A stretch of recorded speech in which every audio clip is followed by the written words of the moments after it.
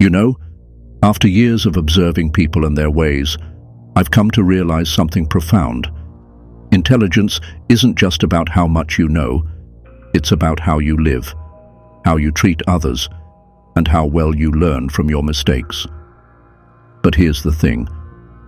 There are some unmistakable signs, 6 to be exact, that reveal when someone is, well, let's just say, lacking in wisdom. Now, before you roll your eyes or laugh at the idea of this list, let me tell you why it matters. Spotting these signs isn't about judging others. It's about self-reflection, growth, and avoiding these traps in our own lives.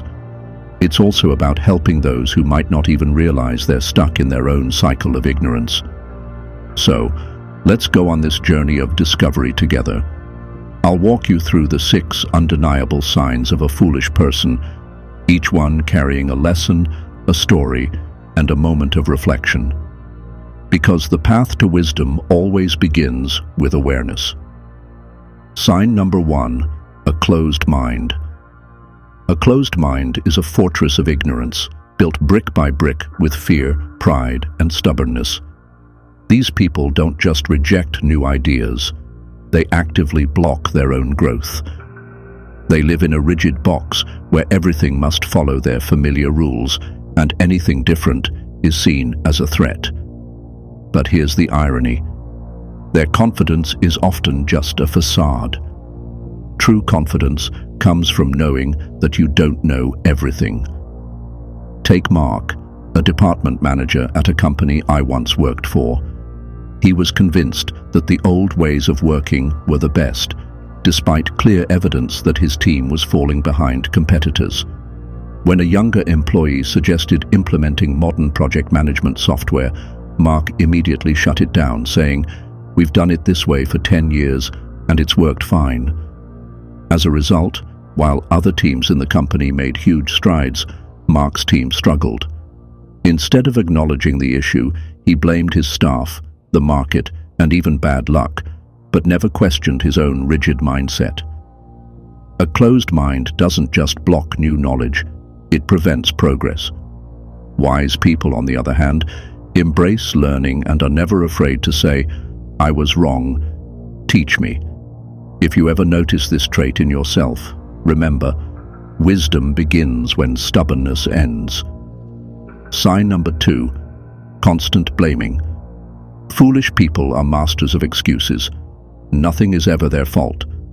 A failed project, the market was too tough. A missed promotion, the boss was biased. But deep down, we all know that blaming is just a shield, a way to avoid taking responsibility. And that same shield eventually becomes a prison, preventing growth. Take Lisa, an event organizer I once worked with. She was in charge of planning a major conference, but due to poor attendance, the event flopped. Immediately, she blamed the marketing team for not promoting it properly. But upon investigation, it turned out Lisa had failed to submit the event details on time, which delayed the marketing efforts. Even then, she refused to accept responsibility. The result? Her colleagues lost trust in her, and eventually, she stepped down from her position. Here's the truth. Responsibility may be heavy, but it is also the gateway to growth. Wise people own their mistakes, not because they enjoy criticism, but because they understand that facing the truth is the only way to improve. If you catch yourself in a pattern of blaming, ask yourself, have I truly done everything I could? Is there something I could have done differently? Blaming won't change the past, but taking responsibility will change you. Sign number 3, arrogance over humility. Have you ever met someone who constantly tries to prove they're the smartest person in the room? That's arrogance, and it's one of the biggest barriers to growth and wisdom. Truly intelligent people listen more than they speak, because they understand that learning never stops. Take Michael, a manager at a large corporation. In meetings, he dominated every conversation, interrupting colleagues and mocking their ideas. When a major project failed, Michael blamed his team for not understanding his brilliant ideas. But in reality, his arrogance and refusal to listen were what derailed the entire project. When his boss asked him to reflect, he couldn't think of a single valid reason for the failure because his arrogance had blinded him. Humility isn't thinking less of yourself. It's thinking of yourself less. Wise people aren't afraid to say, "I was wrong." They prioritize learning and collaboration over being right. So, if you ever find yourself caught in the trap of arrogance, ask, am I seeking recognition or do I genuinely want to grow? Because true intelligence isn't about making others feel small, it's about helping them rise. Sign number 4, lack of empathy. One of the clearest indicators of ignorance is a lack of empathy, the inability or refusal to step into someone else's shoes, understand their feelings, or acknowledge their struggles. Without empathy, people live in isolation, disconnected from meaningful relationships. They often hurt others, not out of malice, but out of sheer thoughtlessness. But that doesn't make the damage any less real.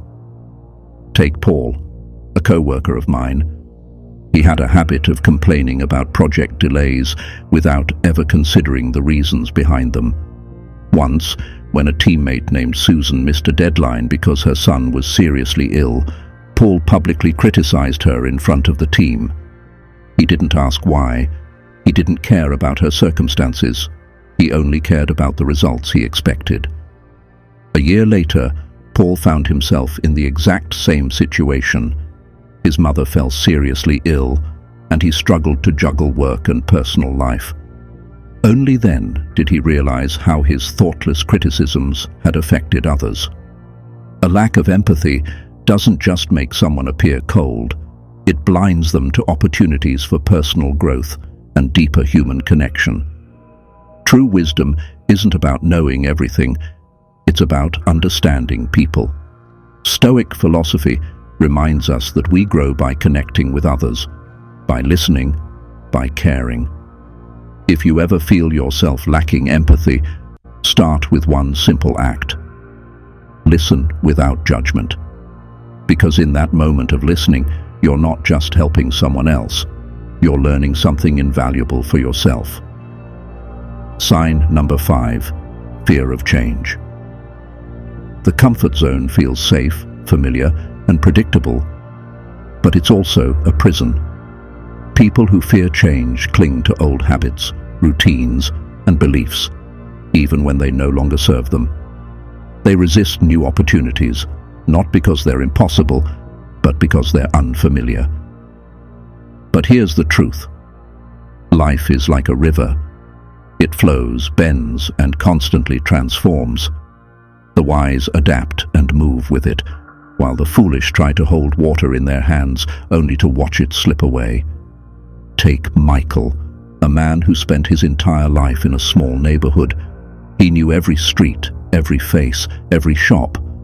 When his grown children encouraged him to move to a new area for better opportunities, he refused. "I know everyone here. Why should I go somewhere else?" But then, life changed anyway. Friends moved away. Familiar places shut down. The world kept evolving, even though he tried to stay still. Eventually, he made the move, and to his surprise, he thrived. He discovered new friendships, new comforts, and new opportunities that he had never imagined. The lesson? Change is not the enemy. Stagnation is. If you find yourself resisting change, ask yourself, what's the worst that could happen? But more importantly, what's the best?